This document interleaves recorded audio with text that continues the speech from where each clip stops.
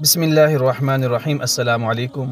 اس video کو آخر تک ضرور دیکھیں تاکہ آپ کو احرام باندھنے کا پورا طریقہ اور پورا مسئلہ صحیح طرح سے سمجھ آ سکے۔ میقات اس جگہ کو کہتے ہیں جہاں سے حج یا عمرے کا احرام باندھا جاتا ہے، اور شریعت نے تمام میقات مقرر فرما رکھے ہیں۔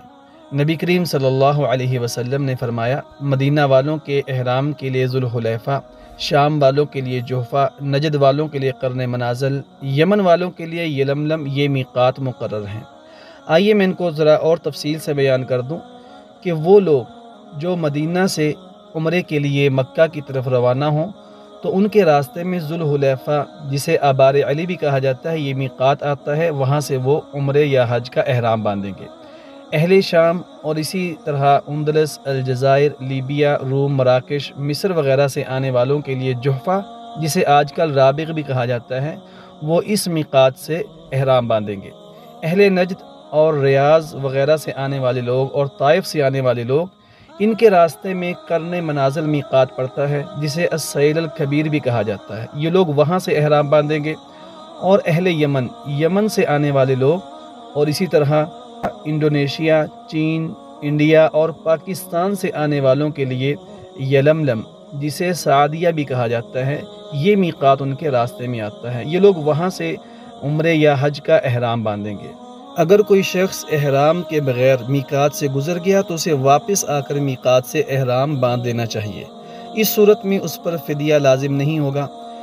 اگر اس نے اپنی جگہ سے ہی احرام باندھا اور میقات پر واپس نہ گیا تو اس پر فدیہ واجب ہے، اور وہ یہ کہ ایک جانور ذبح کر کے مکے کے فقراء میں تقسیم کرے گا۔ تو ہمیں یہ مسئلہ معلوم ہوا کہ اگر عمرہ کرنے والا احرام باندھے بغیر ہی میقات سے آگے گزر جائے تو اسے چاہیے کہ وہ واپس میقات پر آ کر احرام باندھ لے، ورنہ اسے دم دینا پڑے گا اور ایک جانور مکہ میں ذبح کرنا پڑے گا۔ بہت سارے لوگ پوچھتے ہیں کہ جدہ والے احرام کہاں سے باندھیں گے؟ جدہ والے یہ تین قسم کے لوگ ہیں۔ ایک قسم ان لوگوں کی ہے جو جدہ میں ہی رہتے ہیں، وہاں پہ ان کے گھر ہیں، یا وہاں پہ وہ کوئی کام وغیرہ کرتے ہیں یا جاب ہے، تو جدہ ہی میں رہتے ہیں اور وہ عمرے کا احرام اپنے گھر سے ہی باندھیں گے۔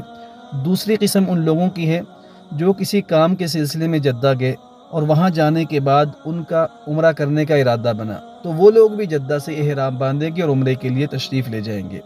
تیسری قسم ان لوگوں کی ہے جو کسی اور شہر سے جدہ کی طرف گئے، مثلا ریاض سے یا حائل سے یا جبیل سے، کسی بھی شہر سے وہ جدہ گئے اور وہ شروع سے ہی عمرہ کرنے کا ارادہ رکھتے تھے، تو ان کے لیے ضروری ہے کہ وہ میقات سے گزرتے ہوئے احرام پہن کر جدہ جائیں، وہاں اپنا کام ختم کر لیں، پھر عمرے کے لیے تشریف لے جائیں۔ اور لیکن اگر وہ لوگ احرام باندھے بغیر ہی جدہ پہنچ گئے تو ان کے لیے ضروری ہے کہ وہ کام ختم کرنے کے بعد میقات پہ جائیں، وہاں سے احرام باندھ کر پھر مکہ جا کر عمرہ کریں۔